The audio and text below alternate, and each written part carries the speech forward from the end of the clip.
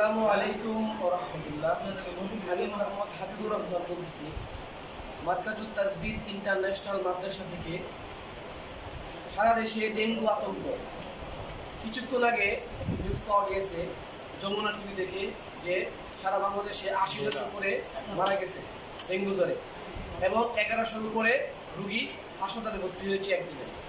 তো আমরা আমাদের মাদ্রাসার মধ্যে সকলের জন্য ডেঙ্গু জ্বর অথবা রাসেল পাইপার অথবা বিষাক্ত সাপ, যে কোনো ধরনের বিষাক্ত পোকামাকড় থেকে এবং তার আক্রমণ থেকে, কুকুরের আক্রমণ থেকে বাঁচার জন্য যদি আমরা এই দোয়াটা করতে পারি তাহলে ইনশাল্লাহ আল্লাহ তাআলা আমাদেরকে ডেঙ্গু জ্বর অথবা এই জাতীয় সমস্ত বিষাক্ত প্রাণীর কামড় থেকে আমাদেরকে বাঁচাবেন ইনশাআল্লাহ। তো এই দোয়াটা প্রতিদিন বিকালে মানে মাগরিবের ২০ মিনিট আগে ৩ বার বলতে হবে। এটা আমি এই ডেসক্রিপশন বক্সে অথবা আমার ভিডিও চলার নিচে আমি দিয়ে দিলাম, এখানে আপনারা দেখবেন। এখানে আমলটা কখন করতে হবে দলিল প্রমাণ সহকারে দেওয়া আছে ইনশাআল্লাহ। সকলে আমলটা করবেন। তো আমি এখন শুরু করতেছি ইনশাআল্লাহ।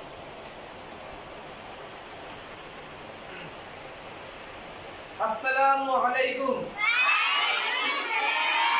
আপনারা সবাই কেমন আছেন?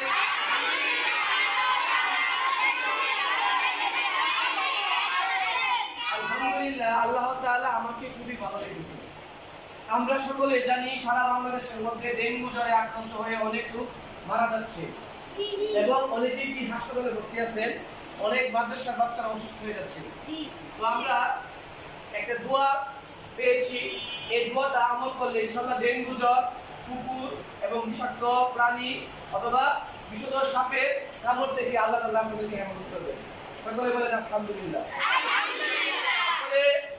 আমার সাথে দেখেন, বোর্ড থেকে সবাই দেখেন, বলেন আউযু বিকালিমাতিল্লাহি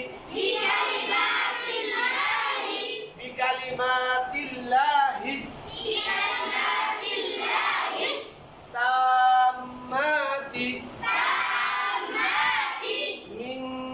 মিন শাররি মা خلق أعوذ بكلمات الله التامات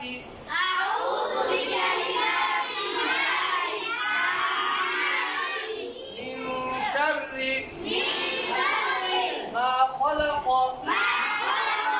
أعوذ بكلمات الله التامات من شر ما خلق أعوذ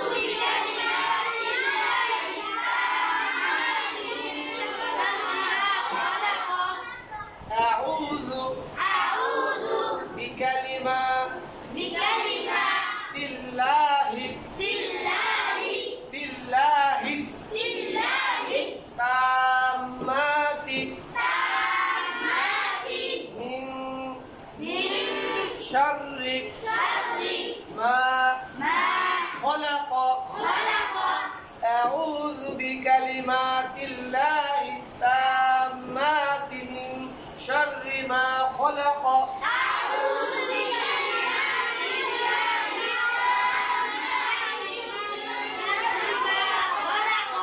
এই আমলটি করবেন প্রতিদিন মাগরিবের ২০ মিনিট অথবা ১৫-২০ মিনিট আগে ৩ বার বলতে হবে। কয়বার বলতে হবে?